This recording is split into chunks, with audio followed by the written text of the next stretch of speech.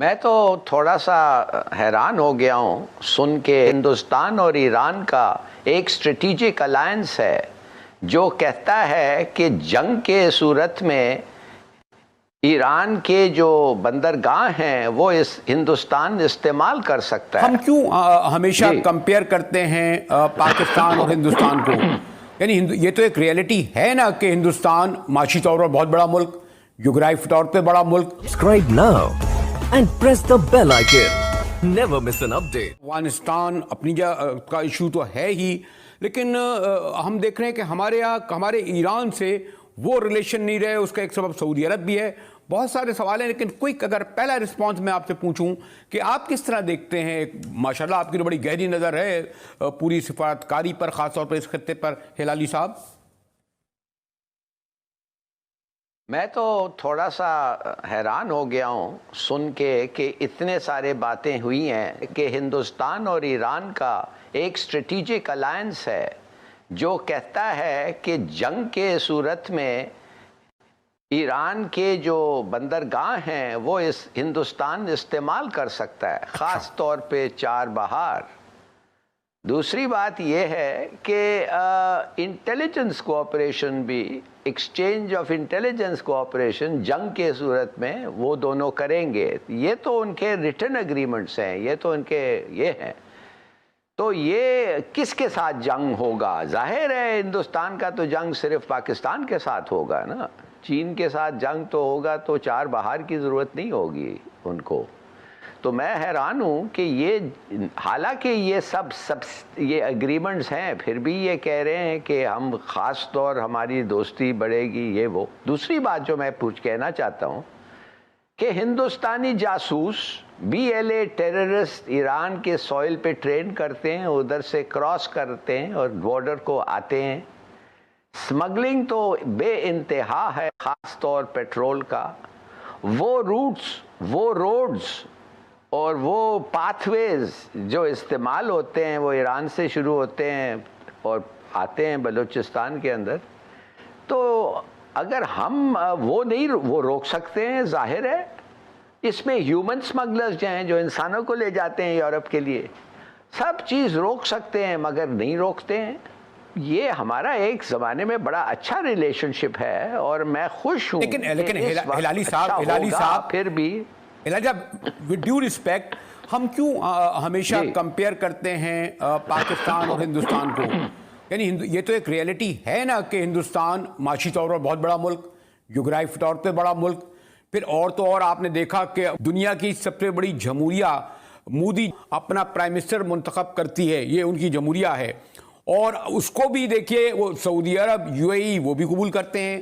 तो उनके जो हिंदुस्तान से कंपेयर करने के बजाय हम ये भी तो देखें ना जो हमारी कमज़ोरियाँ खामियाँ रहीं और ख़ुद हमारी लीडरशिप की।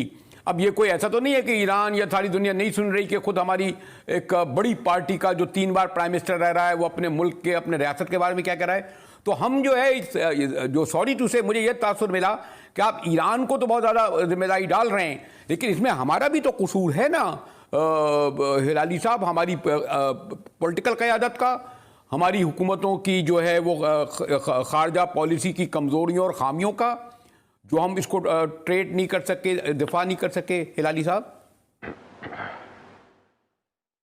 देखिए, बात हम कर रहे हैं ईरान और पाकिस्तान का। हम बात कर रहे हैं, आपका जो आपका कॉरेस्पॉन्डेंट है वो अभी बता रहा था कि किस तरीके से बातें हो रही हैं। मैं आपको बताना ये चाहता हूँ कि ये दोस्ती जो आजकल बात हो रही है, इस दोस्ती को पक्का करने के लिए बहुत सारी चीज़ें होने पड़ेंगे जो इस वक्त नहीं है। और मैं आपको पॉइंट आउट करके बताना चाहता हूँ कि हमारा दुश्मन हिंदुस्तान के साथ इनके किस किस्म के ताल्लुकात हैं।